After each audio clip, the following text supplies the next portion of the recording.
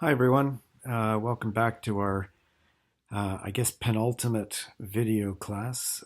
Next week, we'll be doing something around the take-home exam.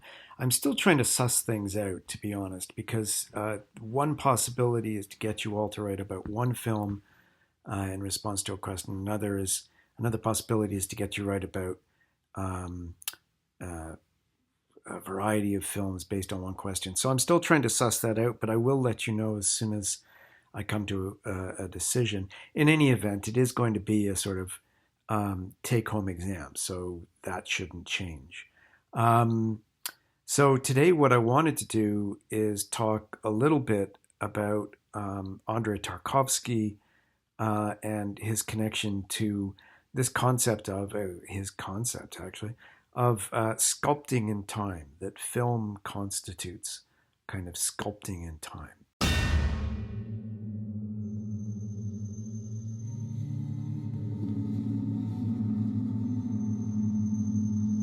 Okay, so just to begin, I should mention the first slide that I put up, the credits slide, is for Tarkovsky's film Mirror, which in many ways, excuse me, in many ways is is probably his most personal film.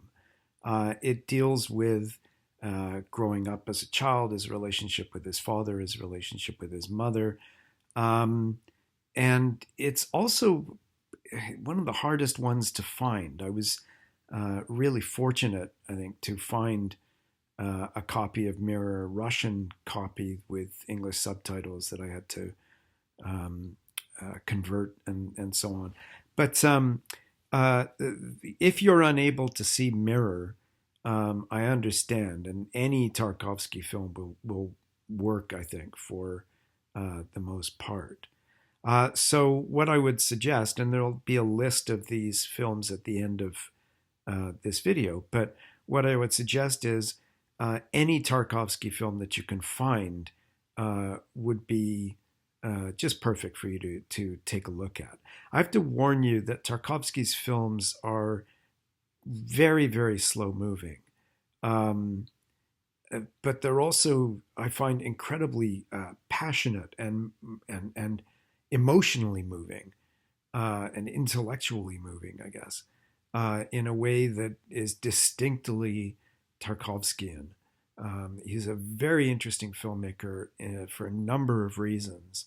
Um, and I think one of the main ones is just the way in which he responds to the relationship between the cinema and time. So, although these credits are for Mirror, you're not obligated to watch Mirror specifically for the class. Excuse me. However, if you do watch Mirror, there are a couple of things that I should kind of mention, and the one that stands out most prominently for me is the way in which Tarkovsky presents us with what we could perhaps call layers of time. So I just wanted to go back to a couple of weeks ago. Actually, before I do that, I should go back to last week and the discussion of the atemporal film. One of the things that I tried to link the atemporal film to was the experiment, the thought experiment proposed by Erwin Schrödinger, and the idea of Schrödinger's cat, and Everett's idea of the many worlds theory of quantum physics. One thing that I did in that discussion, and or unintentionally, but it's something that apparently drives quantum physicists mad when you do this. Keep in mind that all of the things that are connected with Schrodinger's cat and with the many worlds theory, all of those things are on the subatomic level. So there's a tendency for people like me to take the ideas and the terminology of something of the science of studying the infinitesimally small and then applying that to the macro world. And physicists point out that that's not the way it works, that Newtonian physics kind of govern large scale things like our interactions with the world and our moving through the world, our driving on highways, our consumption of food, yada, yada, yada. Um, and that's all governed by classical physics or Newtonian physics. But when we get down to the subatomic level, that's when we're talking about quanta and quantum physics. So I'm mentioning that because I don't want to give the impression that the atemporal film grew out of any specific direct connection to quantum physics. Rather, I think, the atemporal film is a consequence of the ideas and the inspirations that have arisen from filmmakers and artists' engagement with the theories of quantum physics. So just keep that in mind, right? It's not meant to be a direct correlation. It's meant to be, oh, isn't that interesting? And isn't this interesting? And so on. It's one of those squirrel moments, right? So the other thing that I wanted to go back to, though, was a couple of weeks ago I was talking about a sculptor whose work I saw when I was in Barcelona. And this is dating myself. This is going back quite a ways to the year of the Barcelona Olympics, which would be 1992. At the Miró Foundation Museum in Barcelona that year, there was a focus on an artist who was specializing in artworks that she called utsuroi, the moment of movement. And as part of that exhibition, the artist, whose name was Aiko Miyawaki, had a large show of her work at the Miró Museum, as well as these pieces that were connected to this idea of utsuroi. What is this utsuroi? The sculptures themselves were these large steel loops that were fixed into the ground, mounted in concrete at odd angles and so on. And the idea was that these represented the moment of movement. That's what utsuroi means, apparently. So it's the idea that these are images putting into shape and putting into physical form that sudden impulse towards movement. So it's not so much even movement, it's that moment when movement can begin. So clearly this is dealing with time, right? I mean, this is dealing with, there goes my box of weapons. Very clearly, this is dealing with time, with this idea of movement being connected to time. But the artwork that I was particularly struck by is called Megu from 1972. And Google Translate tells me that Megu translates into English Megu. So that's not very helpful. Looking a little further, one finds Japanese restaurants in New York named Megu, which reveal that the word Megu actually means blessings, right? Now, the piece that you're looking at is a stack of several sheets of plain glass. And one of the things that there's a sort of stereotypical answer that description of glass as an incredibly slow moving liquid, and the argument kind of falls apart there because it's not really a liquid, but it's also not really a solid. Apparently it's what's known as an amorphous solid, which is somewhere between a solid and a liquid, but obviously not a gel.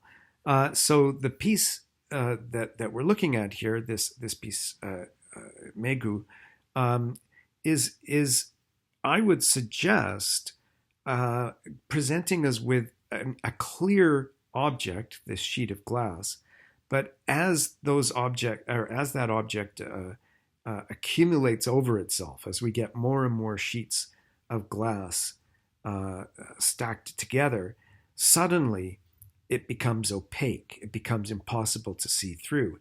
In the image that we're looking at right here, you can actually sort of see through the sculpture to the background, although it's distorted and it's clearly kind of given a green cast. But if you look down through the glass, you actually get this kind of transparent but slightly green tinted view of what appears to be one sheet of glass. Why am I mentioning this? Well, it really fascinated me. I mean, it struck me as being one of the most interesting sculptures, modern sculptures I'd ever seen. But secondly, because I think that this is very much connected to the idea of time, and in particular, the idea of time as being sort of layered or stacked, or that we're presented with sheets of time. This is actually a term that's used by Gilles Deleuze, whom we talked about at the very beginning of semester. The idea of sheets of time, these sort of competing or overlapping temporal dimensions that can be at play in films. And I think that's part of what's going on in Tarkovsky's work. Now, I'm going to try and put a couple of slides in here that show images from Tarkovsky's films that I think kind of obliquely connect to this idea of the artwork Megu. But this notion of sheets of time and the accumulation of time as these sheets pile up. And this might remind us perhaps of the Gavin Bryars piece that I played for you a few weeks ago, the sinking of the Titanic, with the repetition and echoing of the musical phrase that forms the melody of the piece, the kind of circular repetition and echoing and accumulation of sound that happens because the piece was recorded in a disused water tower or water tank from from the Napoleonic era. So that's I know this probably doesn't really make much sense in terms of a connection to film and to Tarkovsky, but my hope is that it will by the end of this video lecture, and if nothing else, it'll give you something to laugh at me for yet again. So Andrei Tarkovsky, he was born in the then USSR in 1932. Here's a picture of Tarkovsky smiling, which I find just astonishing because he always strikes me as being this incredibly somber filmmaker. So he was born in 1932 to parents who were connected to the arts. So his mother, Maria, worked as a proofreader and eventually became a proofreader involved with government work. His father, Arseny Tarkovsky, was a poet, and Tarkovsky quite often used lines or in fact whole poems by his father in several of his films. I think it's interesting to pause here for a second and mention that Tarkovsky's approach to the cinema and this notion of sculpting in time, some people have also linked that back to poetry itself, the idea that poetry might be a kind of sculpting in time. But if in any event, I would suggest that Tarkovsky's approach to filmmaking is a deeply poetic one, and one that that is deeply influenced by his father's work and his father's career, basically. Having said that, though, his father left the family in 1937, and this actually forms one of the central aspects of the film Mother. Mirror. If you do end up watching Mirror as your Tarkovsky film. So, following the departure of Tarkovsky's father, he and his mother and brother, I believe, moved to Moscow. But then very quickly, like very soon after that, they had to be evacuated to the countryside during the Second World War. After the Second World War, when things had calmed down, Tarkovsky entered university with the original major of studying Arabic. So he wanted to study Arabic language, literature, and art and culture, but he dropped out of university in order to take up the job of prospector, which is so completely counter to what you expect of Andrei Tarkovsky based on his films, but um, it also kind of makes sense in a way. If you can picture um, this serious filmmaker out in the countryside panning for gold or something like that, you'll perhaps get a sense of why this might be a slightly appropriate thing for him. Anyway, after working as a prospector for a while, Tarkovsky decided that what he would really like to do is become a filmmaker. And so he enrolled in the State Institute of Cinematography, which in the Soviet Union was known as VGIK or VGIK. So he enrolled at the institute and really kind of shone as a student.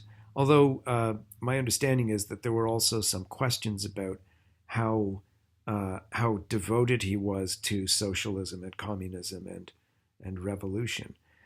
His graduation film, which he made in 1961, was the short film "The Steamroller and the Violin," which won several awards as a student film.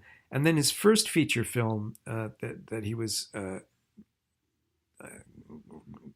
involved in as director was Ivan's Childhood. It's also given the alternate title, codename Ivan, and what's the other? My Name is Ivan, I think, is the other title it often goes by. But Ivan's Childhood was released in 1962, and while it's definitely Tarkovsky's film, it's not really as indicative of Tarkovsky's work as as his later work would prove to be. Ivan's Childhood was initially being directed by another director, a young filmmaker, whom the Mosfilm studios were very unhappy with the work that he did. It was seen as being very controversial in his treatment of the story, which is based on a novel, or I think a short story actually. So the reins of the film were given to Tarkovsky, and it became his first film. So he's working from an original literary source and using using that literary source in the context of a film that was meant to go to somebody else. So while it's seen as being his first feature film, it's not really his most indicative. He followed Ivan's Childhood with the film Andrei Rublev, which is absolutely amazing. This is the first Tarkovsky film that I ever saw. It's got a slightly confusing narrative timeline. It deals with the early Renaissance icon painter Andrei Rublev, and details his biography in a way of considering the contrast between the brutality of the time period in which he lived and the serenity of his art, which Tarkovsky just found fascinating. And I think clearly, given the Cold War and the repressive state of the Soviet Union in the 1960s, I think Tarkovsky was also seeing some kind of parallels there, right, between the brutality of life under the Soviet government and the desire to make beautiful artworks. Anyway, Andrei Rublev was filmed in 1965, but it was severely suppressed by the Soviet government. And it wasn't until the 1970s that the film was finally released internationally. It had its first screening in 1969 in Moscow, and then showed up at Cannes that same year. But it wasn't really available to be seen by anyone other than those who had seen that premiere, or those two premieres, until 1973. So a film that took the world by storm, so to speak. I mean, when it was premiered at Cannes in a tremendously shortened version, it was really remarkably well received, and clearly indicated that he was a very important new filmmaker. Now, if you decide to watch Andrei Rublev, you need to know a couple of things. One, it's a very long film.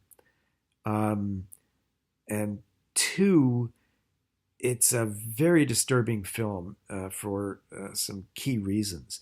When I first saw the film long ago, it was in a theater. It was an abridged version and not a very good print of the film. And I was quite shocked by some of the footage.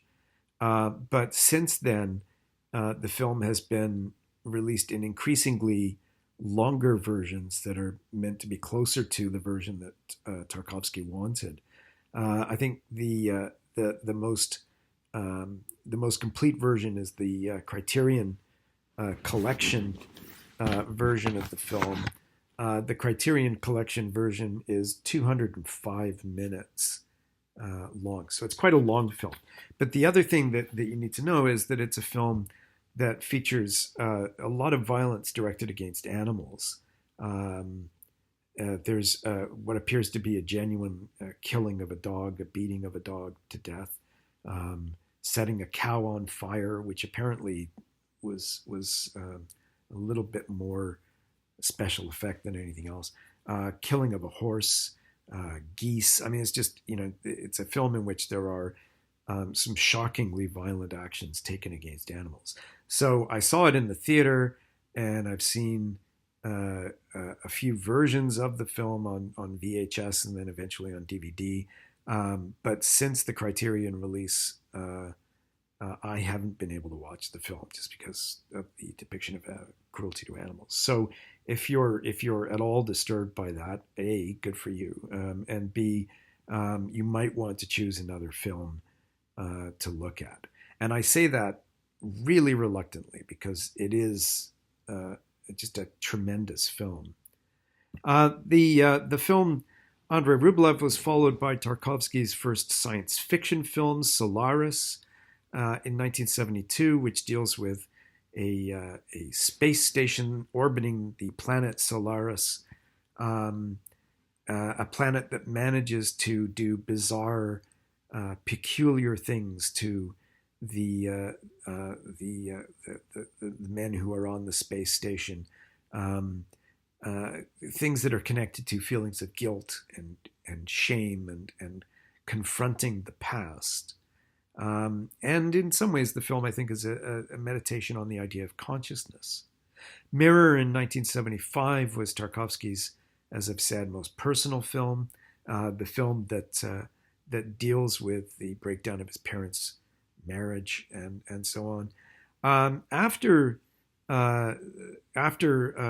Mirror, he directed the film Stalker, which is actually my favorite of Tarkovsky's film. It's also a science fiction film, but like Solaris, I think we can perhaps say that it's science fiction in name only. The premise is that there is an area called the Zone that has experienced some kind of paranormal event, perhaps involving a comet or something from space. and that area is sealed off. But at the center of the zone, there is a place called the Room, and if you can make it to the Room, um, all of your like your deepest desire will come true. The thing that you most deeply want will come true. But you need to be careful because what you want may not be the thing that you want to be what you want, if that makes any sense. Anyway, the title Stalker has nothing to do with creepy guys. Well, he's a little creepy, but has nothing to do with creepy guys and is entirely based on the guides who lead people to the Room through the zone, and these people are called stalkers.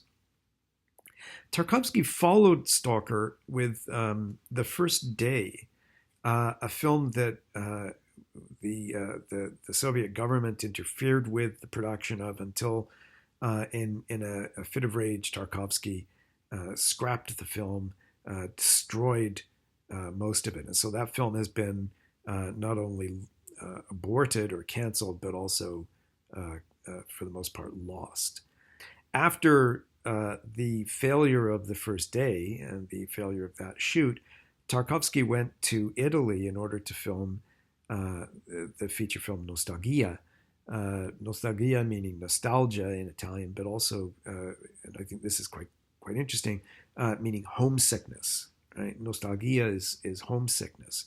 So Tarkovsky was filming in Italy a story about a Russian who is in Italy and is working on or studying a poet from Russia who also ended up going to Italy and being exiled. And during the course of this film, of shooting this film, Tarkovsky himself was barred from returning to the Soviet Union.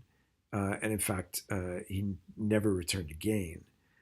So his film about exile became the opportunity for the Soviet government to exile him, in a sense. So Nostalgia, released in 1983, around that time, Tarkovsky began to feel ill with some health problems, and it was revealed that he had developed lung cancer. Not surprising if you ever see photographs of him. He usually has a cigarette in his hand. That announcement was obviously devastating to him. The diagnosis of lung cancer, and he moved to Sweden in order to work on what became his final film, The Sacrifice. The Sacrifice is, for all intents and purposes, an apocalyptic film about the end of the world in response to the growing tensions between the Soviet Union and the United States and the US's allies. So he shot the film in Sweden in Swedish, and it was also meant to be sort of a love song to his son, whom he would never see again. And it's a very moving film for many reasons. And then later that year, Tarkovsky succumbed to his illness and died in Paris, so died in Paris in 1986. Now, Tarkovsky's reputation as a filmmaker is based on what we can see as a very small body of work, just in terms of numbers of films. And yet, that body of work is also, I would argue, quite enormous in terms of the complexity of the films, the length of the films, because they're all very long, the length, the complexity, and the sort of intellectual and emotional and spiritual intensity that Tarkovsky brings to his work. What does Tarkovsky mean by this notion of sculpting in time? And how does that differ from what we normally expect film to be? Cast your mind back a wee bit, and in fact, cast your mind back to the first video lecture of the semester, the one for the snow day, And I mentioned the work of Gilles Deleuze, mentioned him a few minutes ago too. One of the things that Deleuze argues in his 2-volume book about films, Cinema One, which is the movement image, and Cinema Two, which is the time image. Part of what Deleuze points out is that, in his opinion, film constitutes a kind of thought. That it's almost like film does philosophy. Film thinks, and I believe that that's part of what's going on in the work of Andrei Tarkovsky. Wouldn't have been familiar with Deleuze's work, but at the same time, Deleuze is clearly interested in and influenced by Tarkovsky and this notion of sculpting in time.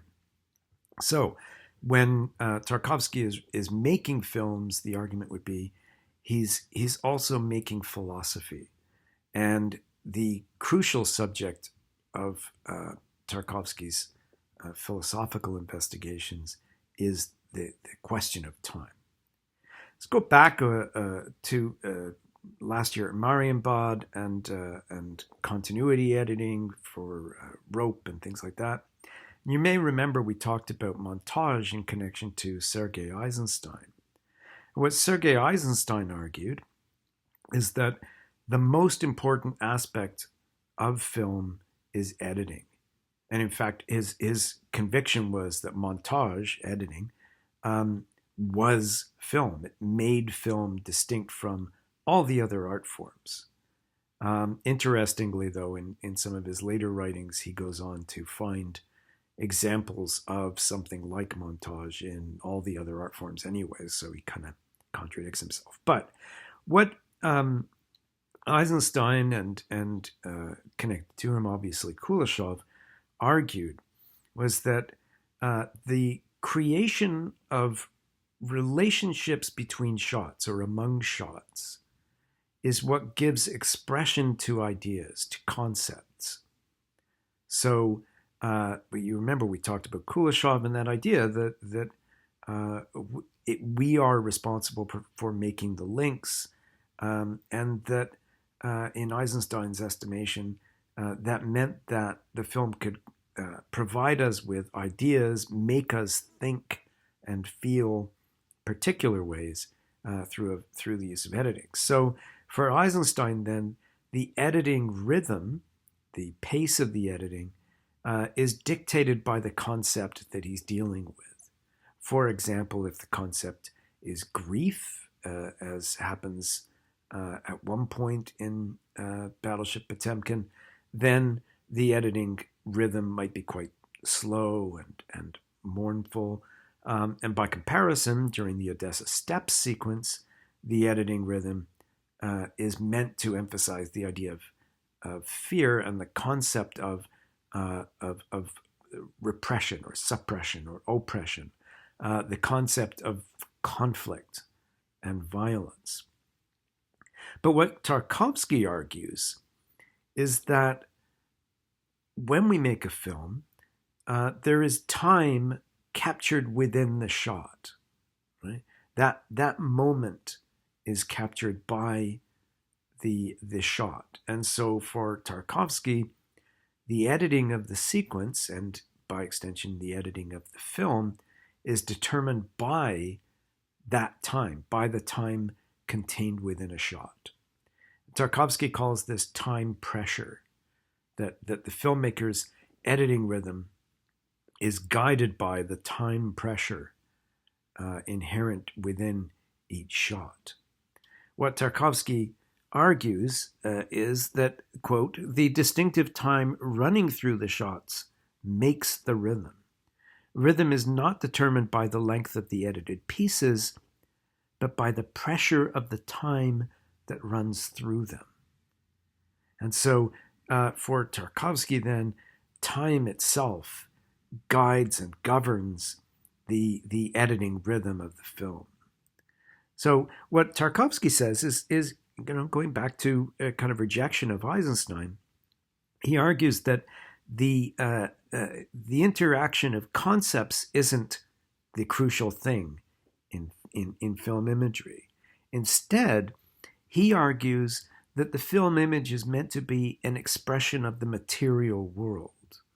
That when we look at this, we're looking at a moment in time in the material world, in the physical world in which we live. And so for Tarkovsky, then, that time pressure allows us to see the temporal reality of the world.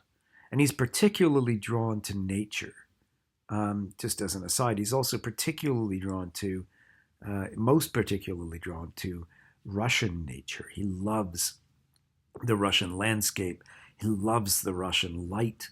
And his films are full of what he often refers to as Russian rain, this rain that suddenly appears, pounds down, and then gradually abates.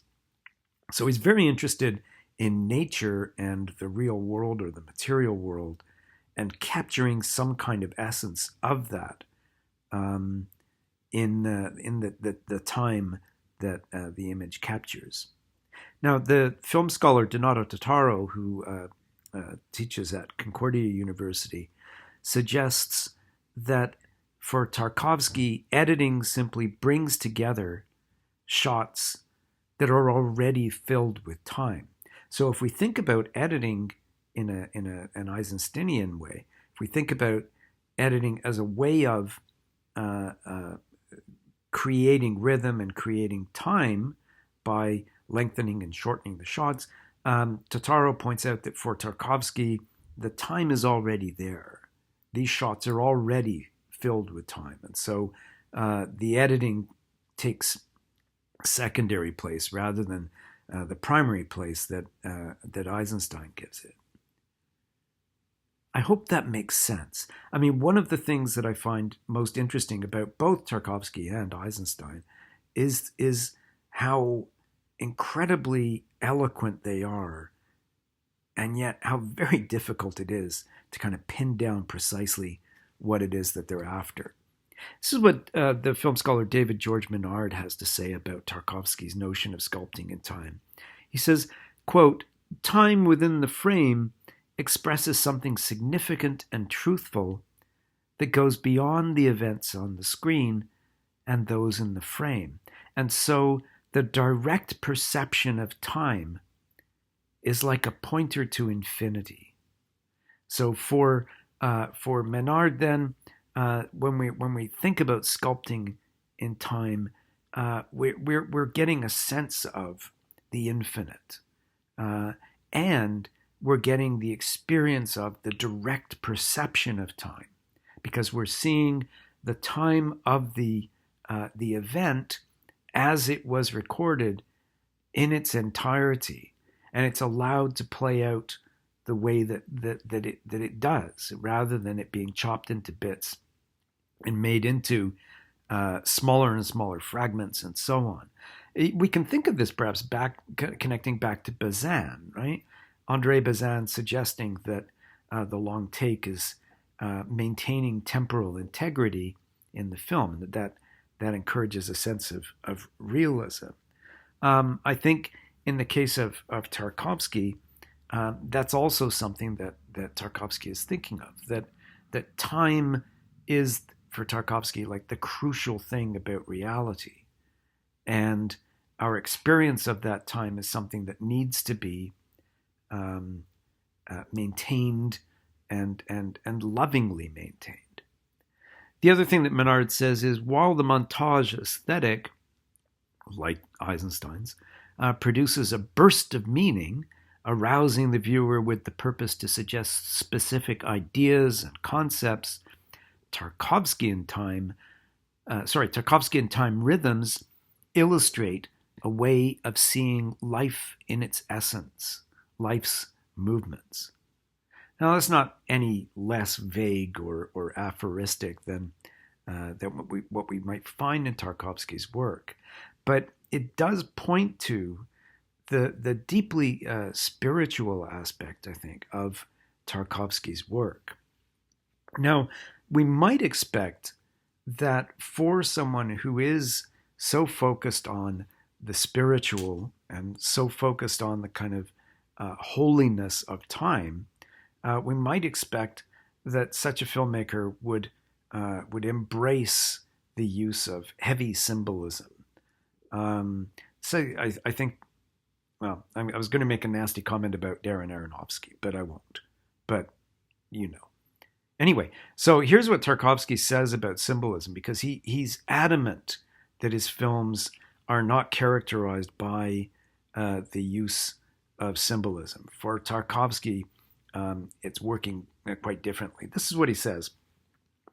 I prefer to express myself metaphorically. Let me stress, metaphorically, not symbolically. A symbol contains within itself a definite meaning, certain intellectual formula, while metaphor is an image possessing the same distinguishing features as the world it represents.